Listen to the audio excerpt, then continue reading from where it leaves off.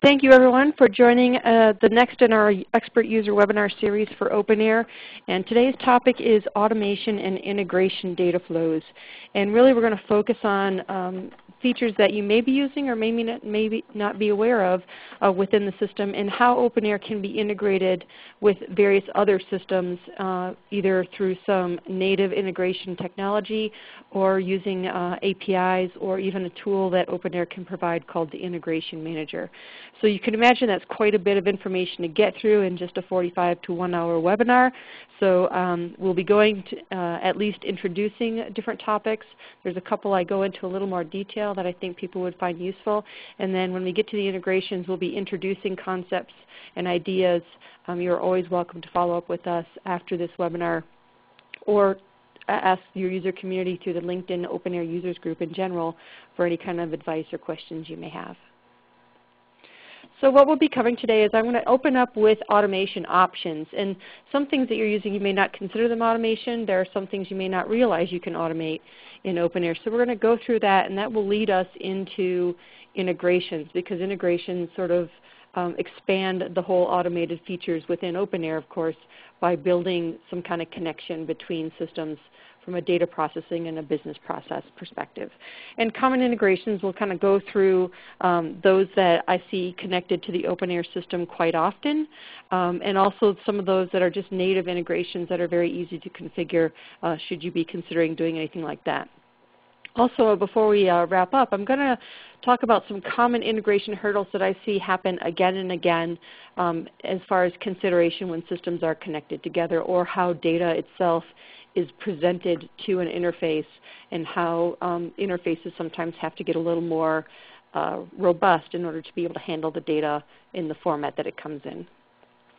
So let's talk about automation first. Automation, everyone knows automation means it's something that runs automatically, or hopefully makes life easier. And I define it as functionality that's set up to run on its own in a defined period, so daily, weekly, monthly, or 4 o'clock, 3 o'clock, 2 o'clock. So what I've captured is, here's a series of things that I call automation in the system. I'm sure as we finish this presentation or go through the webinar, a few of you in the audience may go, oh yeah, well what about this and what about that? And OpenAir is just so configurable, it's hard to be comprehensive. But I've tried to capture everything that at least I consider automation. And if you have any more items, definitely would love to hear those. We can throw them in the OpenAir Users Group in LinkedIn. So we're going to go through each of these areas and kind of highlight why I think it's automation, and maybe some options or things to consider if you are not using them right now on dependencies within the system, or data expectations in the system, or just business process impact in general. So the first one on the list is alerts. And I consider these automated because basically the functionality of an alert in OpenAir says, based on certain criteria being met, I'm going to send you a notification or an email to make sure you're aware that some event is about to happen or has happened. And the most common ones that people are using in the system, of course, are the late timesheet overdue message. I'd have to say almost 100% of people who are using OpenAir are using at least the late timesheet alert. And the overdue timesheet approval alert, if you have those kind of approval, level 1 or level 1, level 2, those are always quite common as well, because timesheet approvals typically impact your ability to do any kind of financial aspects within the system, and of course reporting. There are a couple other alerts that are sort of 50-50 on people using them. One would be called the budget alert. It's an ability within the system to be able to have OpenAir notify you if you are reaching a threshold of budget burn, which could be in hours or it could be in money against a project. The only problem with this alert is it's not really proactive. It's more of a reactive alert. You've already hit that percentage.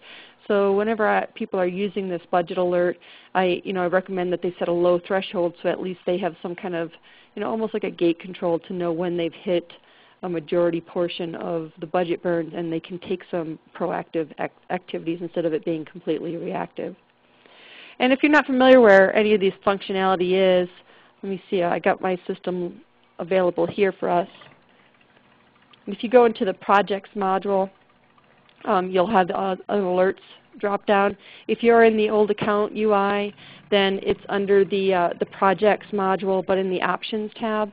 And the budget alert functionality allows you to understand both hours and money. But the dependency here, unfortunately, is also the fact that it has to be, it's financially motivated. So you have to almost be hooked into the invoicing module for it to have some great effect. And here you can see the percentage fields here. That's where the threshold is being set in order to identify when the alert should be sent out. But it can be set up by project or by project owner, and it can include certain items, so perhaps you don't want to include expense items because they don't impact your budget burn monitoring, for example. The other one is overdue expense approvals. There isn't like a late expense approval option. Overdue expense approvals are common because maybe somebody's waiting to get reimbursed because an approval isn't in place. So people are very familiar with alerts. The only thing that I like to make sure people consider when they're looking to implement alerts is just don't overdo it. A late timesheet reminder, 1 or 2 reminders, people will pay attention to those more often than if you're sending a pre-reminder, a secondary pre-reminder, a 1-time, 2-time, 3-time late reminder, and then every 5 minutes after that. So if they start getting inundated with these reminders, everyone learns very quickly how to do rules on their inbox, and they start routing these reminders to the deleted items bucket, and they don't provide any benefit at all then. So minimal is better in this case. And if you don't want to hear a lot of reasons why the late timesheet has come out, you can always put a do not reply as the person who actually sent the email. In my past life, I've gotten quite a few when my name was attached to a timesheet late alert.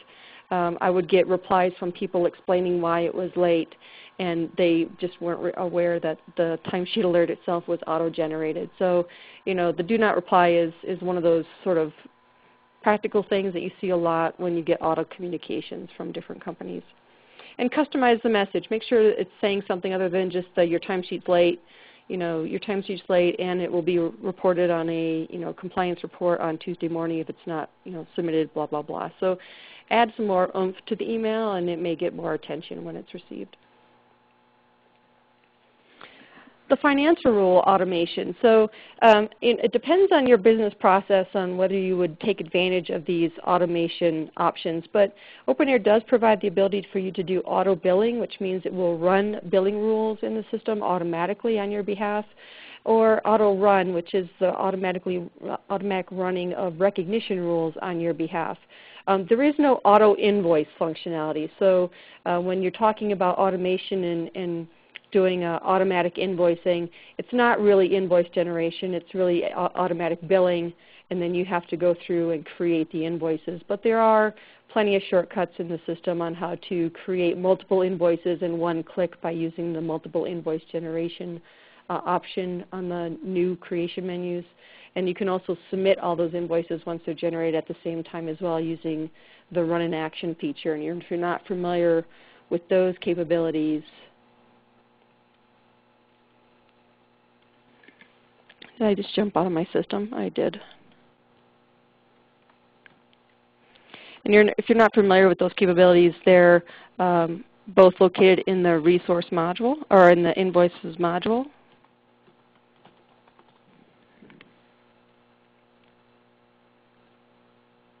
And when you go to create invoices, there's new multiple invoices, which allows you to create multiple invoices at the same time. And if you have any open invoices, those can all be mass submitted by using the run in action feature, that blue gear, and doing a submit option here instead of one by one. So I wouldn't really call that automation for invoicing, but actually it's simplified workload. But automation settings using these auto bill and auto run can be set as a default for all new projects. So every time you create a project, it inherits the auto bill or auto run settings, or you can adjust it per project. And let's talk a little bit about what these auto bill functions do. So if you've ever kind of played with these before or looked at these forms, there's 2 options that sort of imply some activity, but I want to clarify that in case you're not familiar with it. On the auto bill functionality, when you bring up the form, it actually gives you the ability to, it says, do not auto bill, that's the default, but you can override that and say run a trial billing, but do not create project billing transactions. And I always get the question, well, what's a trial billing? Like, what does it do? A trial billing actually will send you simply an email that says, this is how many transactions I will create when you do billing, not now, but when you do billing, and this is the total value. So I have an example of the email that actually comes to you it's just basic information. So it's sort of a kind of a money check, rule execution check. I don't particularly find this very useful. I've had other customers that do have this as part of their process where they take all of these emails and they review them against their forecast. But the other option, which is the run option, the run billing, this actually does create the transactions directly. It creates those invoice charges directly as if you were manually running the billing rules. And so typically when people are considering this auto bill, it's either do not or run billing. And the trial billing is sort of an exception based on some business processes that you may want to implement. Okay. If you do choose to run billing, there's things that I recommend people always consider when they're looking at taking advantage of this.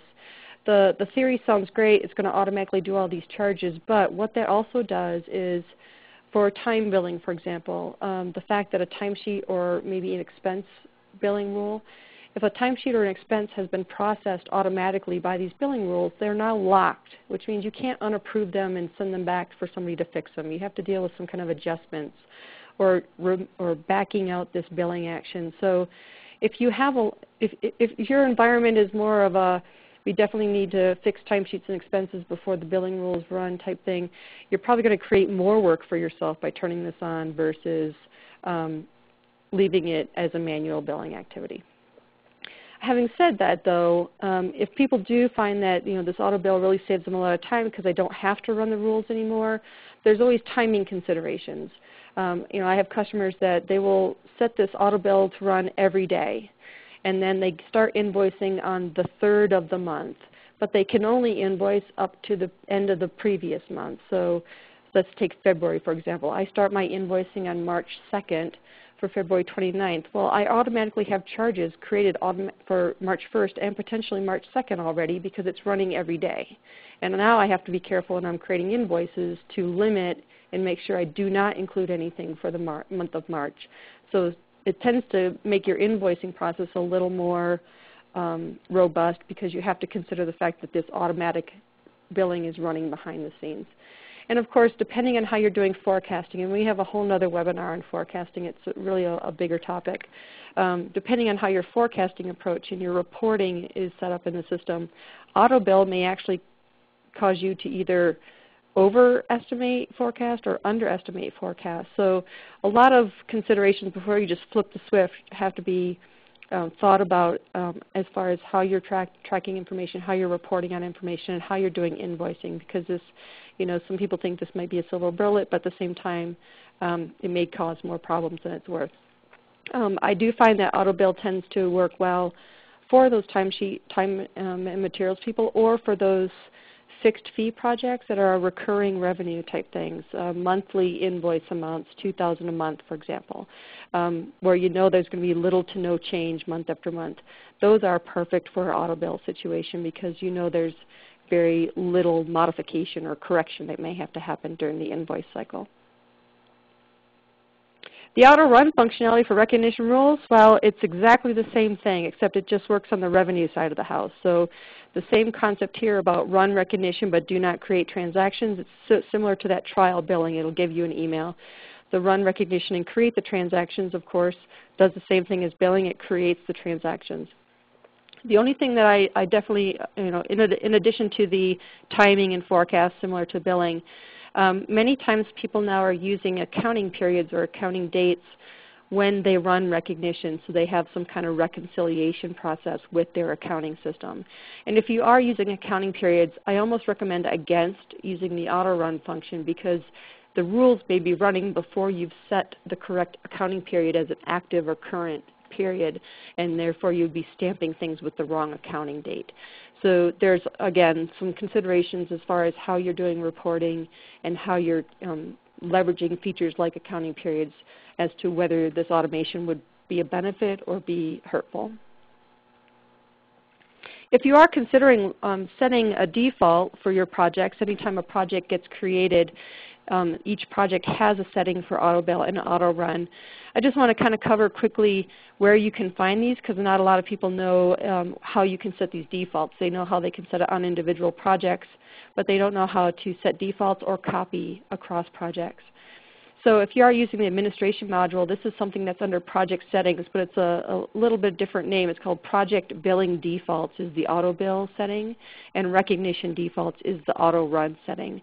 If you are still using the account module, not the administration module, you'll go to your projects module, and then you'll have an options tab. And under the options tab, you have something called project billing options or recognition options, and that's where you find the same form information. It's just the different path in the user interface. To set it per project, for those of you who have sort of seen it or are doing billing rules and recognition rules, you're finding that under the financials menu. When you pull up where the rules live, you find a little link that says auto bill right next to your transactions, or auto run right next to your transactions. And of course the form is there, and that's how you can set it per project if you want.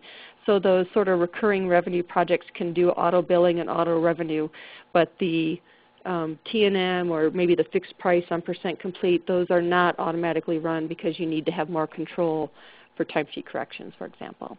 So you can do this per project, and if you are not using these in-tab menus like the phase task menu and the personnel menu, if you still have the individual links of functionality, there is a specific link called auto bill and auto run that would show up in your user interface. So there have been a few tips out on the NetSuite official OpenAir work and then the OpenAir users LinkedIn group as well as our website regarding, okay, great, I set this default, but now I do want to turn it off across all projects or turn it on across all projects. How can I fix that, right?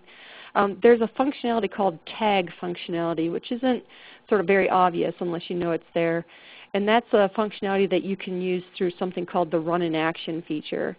So if you look at a list of projects, there's always checkboxes in this run in action, and many of you may be using that for inactivating a project or moving it between stages, but there's actually an option also that says tag the project. What that means is basically you're going to use that as your copy from. So you tag it, and then when you select a series of other projects, you can run the action, and you'll see the options next to 3B here on the screen that say copy the Autobill settings from that tagged project, and it'll let you know which one it is, to the projects I have selected. So as far as a process function, it's, you go 1, 2, 3A, and then you go back and do 1, 2, 3B, and that's how you tag a project and then copy it across the ones that you want. So if you haven't done that before, it's actually pretty painless. You go into the projects module, you'll pick a project, click the run in action, and then tag the project. And it'll say, oh, this one's been tagged. So we see that it's help stream expanded integrations. And now I'm going to just pick a whole bunch of other stuff here. And I'm going to say, you know what, I'm going to copy whatever setting I have on that one project across all of these other projects by simply checking all of these, running the action, and I'm going to copy the Autobill settings across these projects from the help stream project itself. And then when you hit OK, it'll say that it's copied everything and you're final. Actually, I didn't select the option. Sorry about that.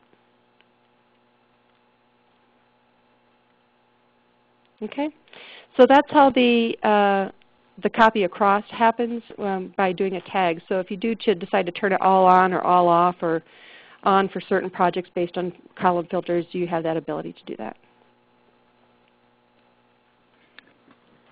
So another thing I consider automation is forecasting and the way that OpenAir computes a forecasted value in the system. You have to run reports, of course, to get the information back out of the system, and that's also something that you can automate. But OpenAir will automatically run what's called charge projections, and that's how it does forecasting. It takes sort of your plan of effort or your plan of time to work through the billing rules that you've set up and the recognition rules to come up with forecast billing and forecast revenue. And of course, however you're doing resource management, your forecast utilization and cost as well.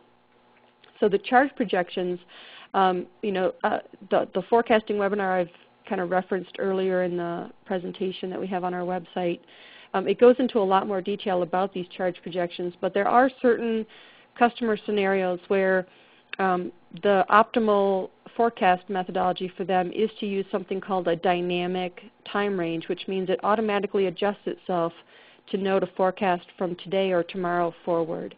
And in that kind of situation, you are typically using the auto bill and the auto run to generate actuals every day, and then you're doing forecast from tomorrow forward so that you get actuals up to today with the automatic billing and the forecasting on a dynamic basis from tomorrow forward. So using those two in conjunction are a pretty powerful feature. Again, you have to kind of go back and look to see, is that what you really need on reports? Sometimes it works according to your contract types.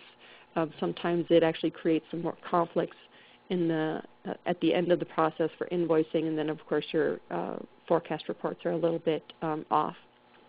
So there is a way to do the forecasting a little more automated. I personally use the absolute range, so I'm updating it every month, but there's still a level of automation because obviously it's running every night on its own. So in conjunction with the automatic billing and the automatic forecast, there's also automatic reporting. And of course the reports that you create in the system, you have the ability to schedule those to run automatically, and quite a few of you are using this functionality, I'm sure of it. And to schedule it, you can actually schedule it to send it to you on an automated basis along with anyone that you've shared it with. Now, some things that I want to highlight that people may not be aware of when you do this scheduling and emailing out of that report on a regular basis. Many people will say, okay, I'm going to prepare this for a team meeting. Everyone's going to get this email right before the team meeting. It's going to be a PDF document with a nice format of everything that I'm reporting on. One thing to be aware of is whoever owns the report, however they've run it the last time, if they've sorted a column a certain way, or if they've collapsed subtotaled information at a row level a certain way, when that report automatically runs, that's the format it's going to know the person wanted and send that format out. So just a caution for those of you who own reports that you're sharing with other people and sending to other people, if you do sort of jump in and change the way the report looks, everyone will start getting the report in that format going forward. So just be aware of that. On the positive side, though, is as the owner, you have a certain access to data. Some of you may be using filter sets or some kind of view limiting role-based controls. And when you schedule a report and send it out to people, the report does not care what permissions those other resources or recipients have. They pay attention to what the owner has. So this is a nice way to be able to spread information out to your team, but they are not allowed to actually run the report on their own because they have a view limitation. So you can control sort of when they see that data, make sure it's up to date, that kind of thing. Okay, so just some considerations when you're scheduling reports that you might not be aware of. And leave accrual. Many of you may call this time off or PTO accrual. This functionality does have an automated function to it, because what it can do is when you set up the rules and how they control how much vacation or PTO people earn, how much they use, or how they can draw down against it, those rules that control the accrual and the drawdown can be set up to run on a regular basis. And really the driver for doing this, and if you are using leave accrual, I do recommend that you do set up the automated run function.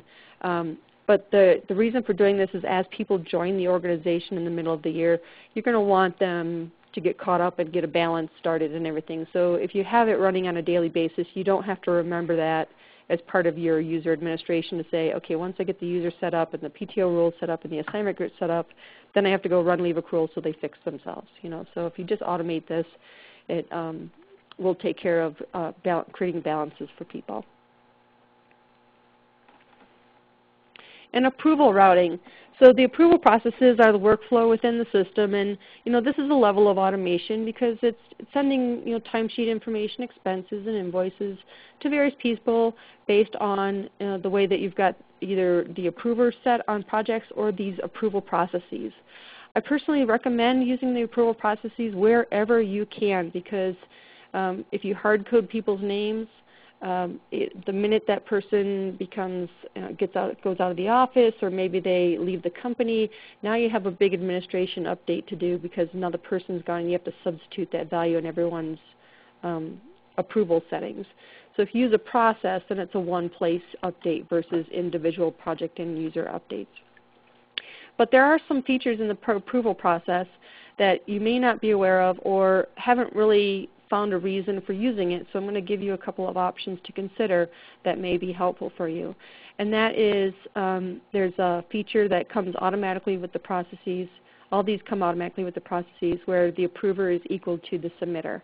Many of you may be using this, but if you're never quite sure why you would ever send it to someone else if it's not the approver or the submitter, a great example of routing a timesheet or an expense report to another person is if it's the project manager submitting time and expense against their own projects.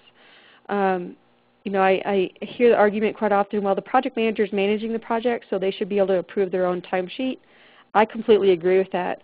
But however, expenses may be something else, because there is always expense policy compliance to deal with, not only client policy but company policy. So maybe routing expense reports only to a secondary approver, so the project manager is not doing self-approval, would be something to support your policies in a more automated fashion, versus having to pull extra reports and send it over to finance, and AP has to double check everything, and just bring them into the loop and have them be the approver on the approval process. Another is auto approval rules, and this is something that a lot of people actually don't even realize that they're here, because it's this little tiny option that shows up next to each row of an approver, this auto approve rules. And the one main area I've seen this used quite often for is when you have to deal with routing an expense report based on value or money amounts. Some companies will say, project managers have the ability to approve expenses up to $2,000 for their project. If it goes beyond that, $5,000, maybe a department manager. If it's $10,000, maybe it's the practice lead. And if it goes beyond that, it's going to require the CFO or the CEO approval. Those kind of policies that you have can be automatically handled within the OpenAir system by using these auto-approve functionalities.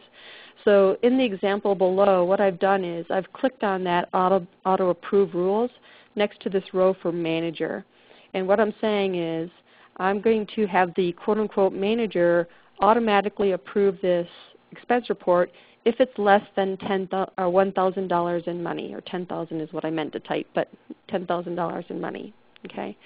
And what that means is the expense report will always route, in this example, to the project owner, and then it will route to the manager, but if the value is less than $10,000, it will auto-approve, meaning it will not send an email to the manager, and it will consider that step as an approval step.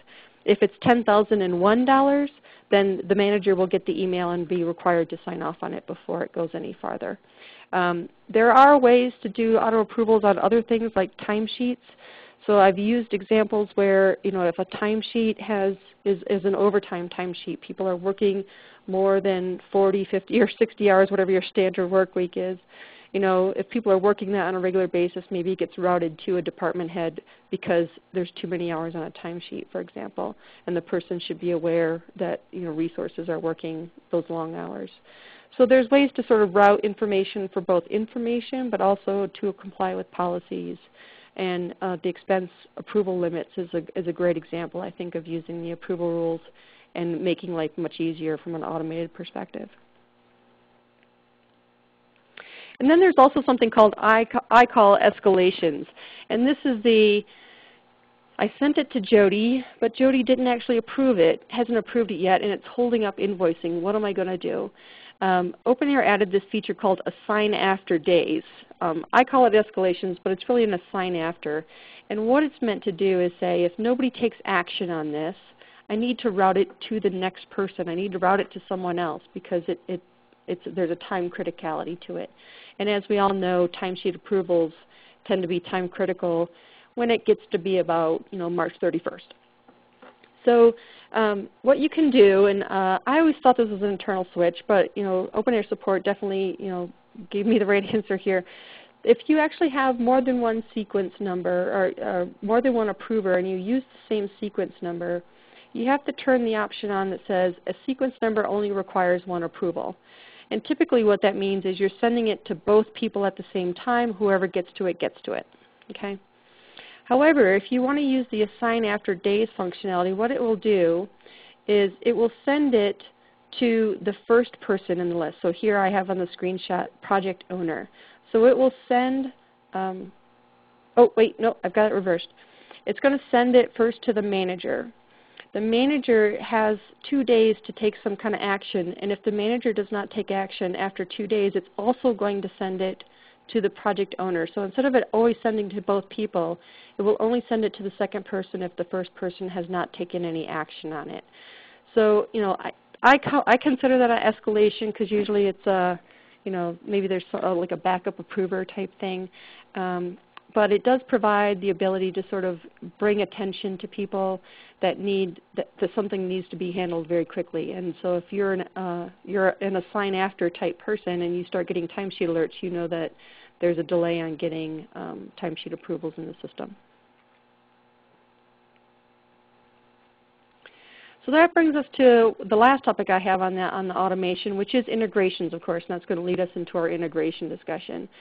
So, obviously there's basic functionality in OpenAir that can help with automations, but there are native integrations in OpenAir that also can be automated to run on a regular basis. Now, these native integrations I'm going to cover, there are many more like the Google Calendar and things that you can automate, but I'm going to focus on just two, Salesforce and NetSuite, and how they actually configure automatic running functionality, and then we'll get into integrations on how people can do API coding and Integration Manager a little bit, and how those can be automated in a fashion as well. So the ones I'm going to cover first are the Salesforce.com integration. Still a very, very popular integration, and it's actually a very straightforward and simple integration because what it does is it leverages both feature functionality within OpenAir and relies heavily on the Salesforce.com custom functionality to be able to create a link, an HTTPS link, URL link that has a function that will call OpenAir and do certain things between Salesforce and OpenAir. So the screenshot I have on here I just grabbed from a customization page within OpenAir actually. So when you have integration Salesforce turned on in OpenAir, you can actually customize it so it's going to invoke or run this custom link that typically you would run from within Salesforce. It's typically a button on opportunities that you push to push things over. But you can tell OpenAir, you know what? You don't need to wait for someone to push it. I want you to run that link automatically, which will then push things into the OpenAir system based on how the link's been configured. And you can add certain filters and things like that. So you can run the link and it would pull things in, and you can also turn around and push things automatically from OpenAir back into Salesforce. The values that you can pass from OpenAir to Salesforce is not the whole comprehensive database set of values. There are some limitations based on opportunities or customers or tasks or items like that. But you can pass information back into Salesforce simply by adding the custom field in Salesforce that you want to populate with the standard field from OpenAir.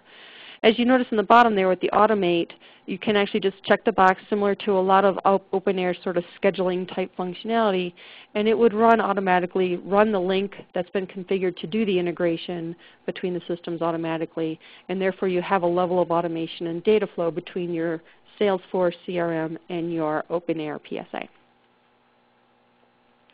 Similar, if you're using the NetSuite integration that's now native part of OpenAir, the NetSuite integration also has an automatic function, but it's configured a little bit different than the Salesforce because OpenAir, and obviously OpenAir being a NetSuite product now, they've taken advantage of those two systems, trying to couple them a little closer together by allowing the OpenAir NetSuite integration to understand how to talk to different types of things within NetSuite. So the user section or the client report or client forms, things like that within the NetSuite organization. If you just check the box, this integration, this native integration already knows how to talk between the systems. There is also a level of scripting logic that can be added to sort of enhance that data exchange between the systems. And then finally, there's the automation part, which again is the schedule it to run how many times every day or every week or every month. And this is a unique integration because you can actually schedule it to run up to 6 times in a single day currently, and I know that's continually being expanded as part of the NetSuite integration activities. Okay. So those are the automations in OpenAir, and automations lead us into integrations. And they kind of go hand in hand because an integration is meant to basically do something automatically on your behalf, pass data from one system to another without having to rekey it in, things like that. So besides the native integrations that we just covered with NetSuite and Salesforce, OpenAir is actually commonly integrated with other systems, other sales CRMs like Sugar CRM, Microsoft CRM, Siebel, NetSuite of course has a CRM, accounting systems like QuickBooks, Dynamics, which is also Great Plains if you are calling it that, SAP, Oracle.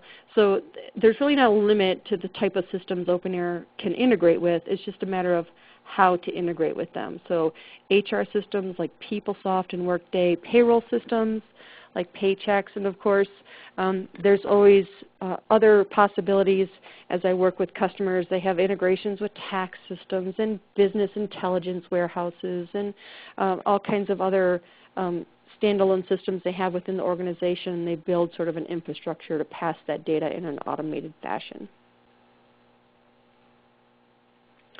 So there are 2 main approaches, I call it, to deal with the integrations, and these are 2 main approaches outside of those native integrations that are available, like the Salesforce integration, the NetSuite integration. Those are all sort of embedded logic within the system. But outside of those, there's 2 things that you can always consider when you're talking about integrations. One is the integration manager, which is a batch file processing activity. And for those of you who are familiar with it, this is also the tool, or if you're not familiar with it, this is also the tool that when you're first deployed on OpenAir, your consultant team was using to populate data automatically into your database, doing that data migration activity. So it's a data loading tool, but it's also used quite commonly for integration configurations. And the other is the OpenAir APIs, which they both have XML and SOAP versions of the APIs, which provide near real-time processing because it's interacting directly between systems on some kind of time logical basis to talk between the databases and pass data back and forth based on certain criteria. So in order to figure out which way to do an integration, lots of decisions here. When people say, oh, I'd love to integrate between this system and that system, sometimes if the integration, like Salesforce and OpenAir, there's a native integration, it's very straightforward, but you also have to think about things like what's your business process to support it, what kind of data flow criticality is there, how regular would you pass data perhaps from Salesforce into OpenAir? How clean is the Salesforce data that's passing into OpenAir? What's the return on investment? Is it going to take too much effort to clean up what automatically shows up versus just manually putting stuff into the system? That kind of thing. And if you are dealing with things like APIs where you have to code some logic in an integration, do you have development resources? And again, is the return on investment there to spend the effort to build that integration versus having resources rekey that information in on a daily basis? So there is an analysis activity that is definitely recommended before you head into any integration. Some analysis are much simpler than others, but definitely things to consider. So the Integration Manager, I have a copy of Integration Manager. I can show you if you're not familiar with what the tool is. But Integration Manager is a database export-import tool, and it uses files, like an upload file or an export file. And there is logic in the Integration Manager to sort of build fields up or do some basic field overrides or settings. If this comes in with the letter A in it, make sure you set the user ID to have an X in the name, or some kind of basic logic control is available in the Integration Manager, data translation type information. It also does handle some account information summary, like summarize financial charges based on service or part number, if you call it that, or material ID, or activity type thing. And it does have, because it's a product that does work with the database and understands the OpenAir database natively, it has pre-built error logic, so it will understand if you're trying to load data into the database that doesn't have key fields or will mess up data integrity. So it will communicate that error information back to you should you be trying to use that, use the tool without complete information, either on an import specifically. With the Integration Manager, you can create shortcuts, which is basically a pre-configured kind of executable or running type thing. You can call it, this is my expense report upload, and you double-click on that and it runs. Or you can use a task scheduler process, which almost every operating system has, to basically schedule it to run automatically on a regular basis. So the Integration Manager is a basic functionality, a basic processing functionality within the system. And it talks directly to the OpenAir database. So here you can see that there are a number of database tables in OpenAir, and basically it talks between a file that you create, and typically a file can be created very easily by exporting the table first, filling it, making modifications, then importing it back in type thing. Okay? And when you create a shortcut, it just creates a little .lnk file on wherever you put it, on a server or your laptop, your desktop, and then you can run that on a regular basis. So it's a pretty straightforward integration tool. It's quite handy because it's simple. It's got a lot of logic already built into it, so really it's just a field mapping exercise. I'm simplifying it somewhat, but it does come down to that quite often. On the other hand, you have the OpenAir API logic, and the OpenAir APIs allows you to interact with the database directly. So there is a little more risk when dealing with error logic, because you have to actually build error logic into the integration as you're building it. The APIs are really a database call. For those of you who are in IT or development, you'll understand when I say you have to build sort of an infrastructure of the integration. There isn't any logic in the API itself, so you have to build a lot of the logic to make sure that the integration has database integrity, has retry logic, error handling, does any kind of table lookups to make sure it doesn't duplicate data, things like that. So because you have direct database access and you have, code can do anything in many of our minds, you get a lot of flexibility, but there's also more development, more design, more implementation time and investment in here. And my recommendation when people start considering, well, I'm not sure which way to go, Integration Manager, API, I really like API because it gives me that near real-time experience. And I'm like, well, then automatically plan for at least a 3 to 6 month development window and a lot of testing, because we definitely don't want bad data passing between systems in any capacity, whether it's between a CRM and OpenAir or whether it's an accounting system. It's all still just as important to make sure the good data, only good data passes and the integration can stand up to volume and performance. Okay.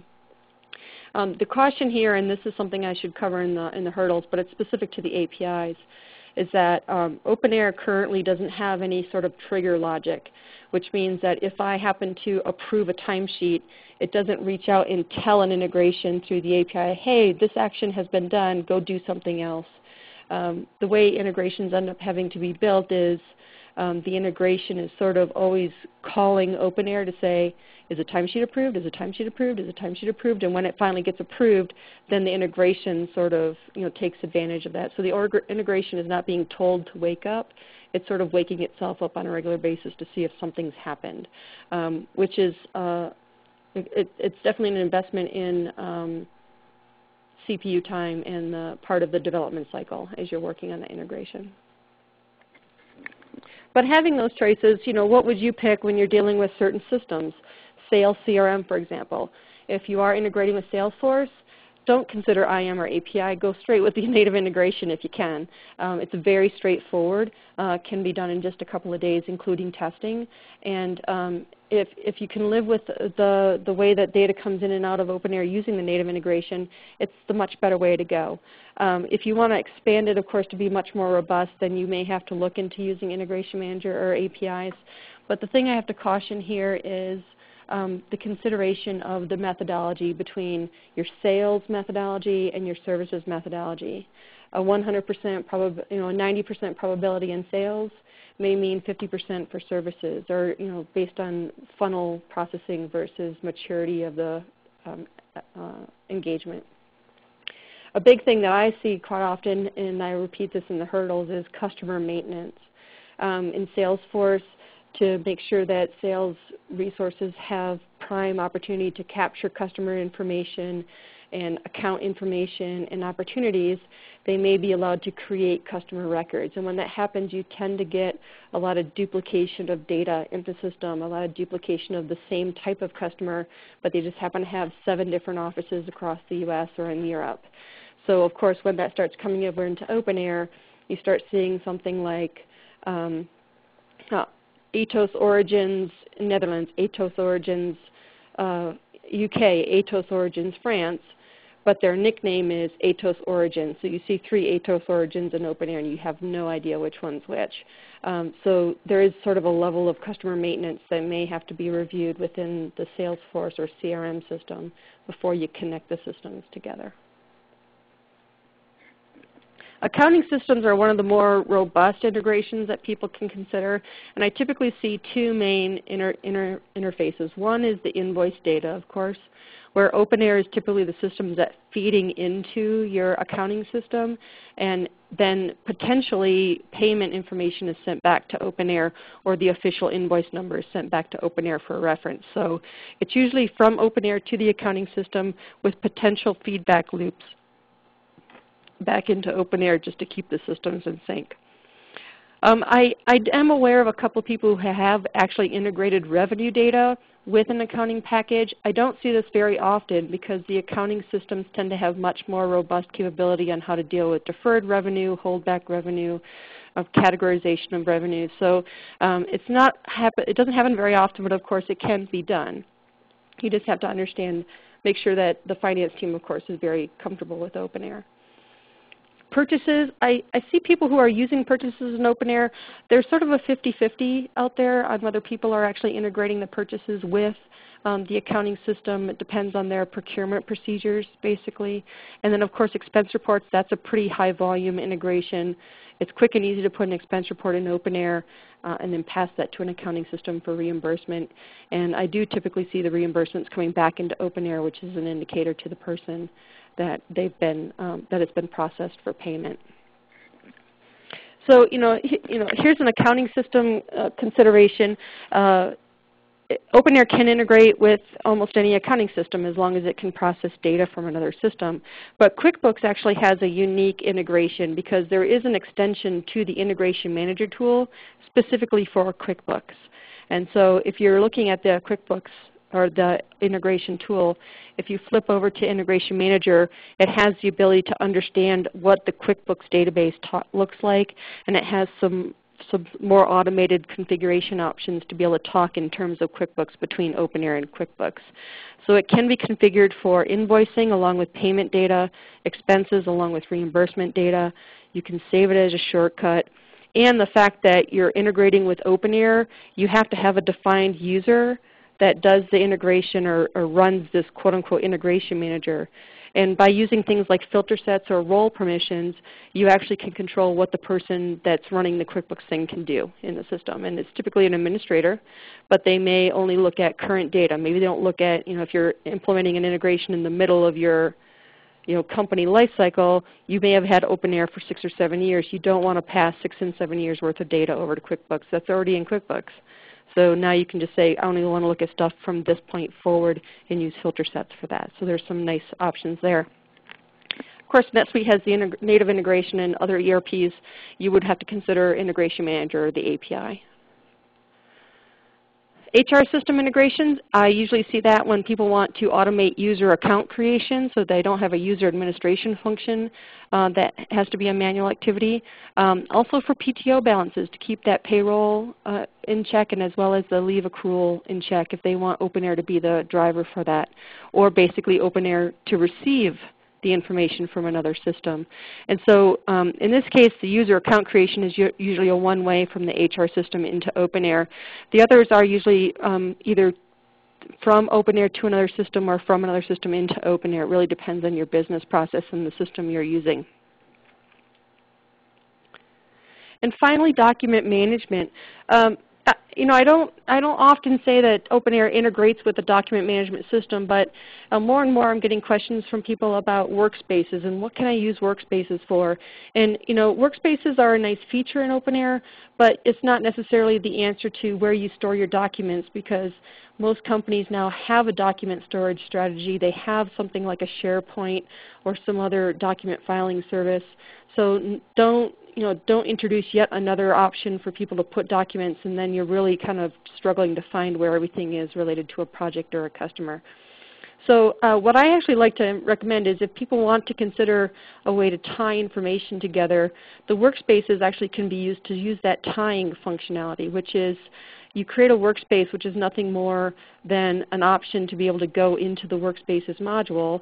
It's connected to the project, but all you do is populate it with external links. And those external links are actually URLs that allow you to click through into the system that owns the actual documentation, your SharePoint links, your contract management system, your maybe other vacation approval something or other, or project workbook locations, things that you have other systems defined specifically to support those documents. Just use these workspaces to sort of tie them all together. And so it doesn't matter where they live, the workspaces is your centralized document management link option. So something to consider there.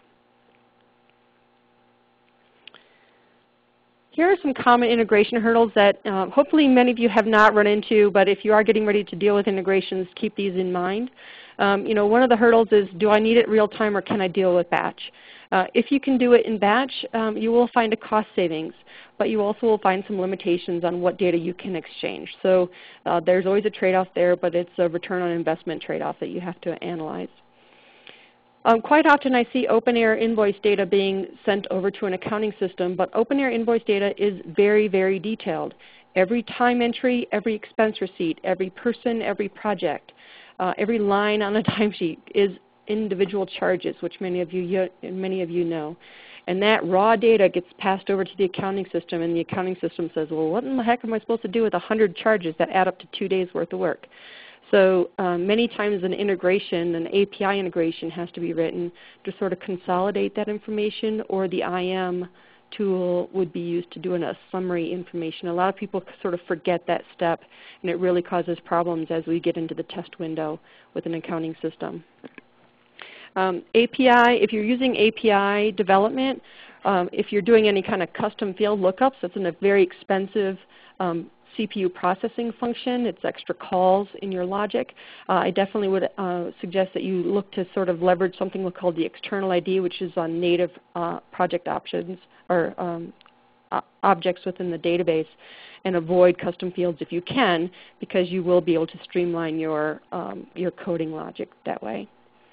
Another thing is if you're talking directly to the database through API or Integration Manager, and you have 200 USD, and you're like, oh, it shouldn't be USD, it should be British pounds. If you use a database update, not through the user interface or anything like that, you're doing sort of direct database changes, you can swap that USD to GBP and it still say 100. So 100 USD is not the same as 100 British pounds. If you're not aware of that. So just be careful when you deal with things like that in the database. It won't automatically sort of help you out and make sure it converts everything along the way when you're dealing with database directly. And we've already talked about the duplicate customers from CRM. For those of you on the phone that are part of IT or development, I do recommend that you get to know the database structure intimately with OpenAir. The link is here for their data dictionary, which does provide the structure and the underlying field names in the database that can give you much more information about how to communicate with the database itself.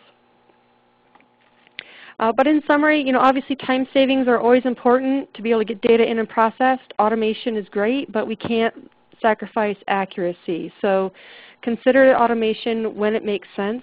Consider integrations when it makes sense to avoid things like those, like missing data. We forgot to put an opportunity in Salesforce so it didn't come over to OpenAir, or rekeying something instead of 10,000 it came out to be 1,000. That's a pretty big mistake. So hopefully some of the ideas that have been covered in the webinar today will allow you to consider some options that may solve some problems that you've had to deal with in the past. I want to again thank you very much for joining us again in this expert user webinar. I do hope that you're finding these very useful. And of course, if there are any topics that you specifically would like to hear more about, please email us info@topstepconsulting.com. You can always check out our website. We've got all these webinars recorded and we post them so that you can always play those back or send them to fellow colleagues that may have missed the webinar. And of course, I've mentioned the OpenAir Users Group on LinkedIn so many times I probably shouldn't mention it again, but I will. So definitely feel free to communicate with the rest of the community out there to see if there's anything specific you would like to hear about. So thank you very, very much, and we'll talk to you next month. Bye.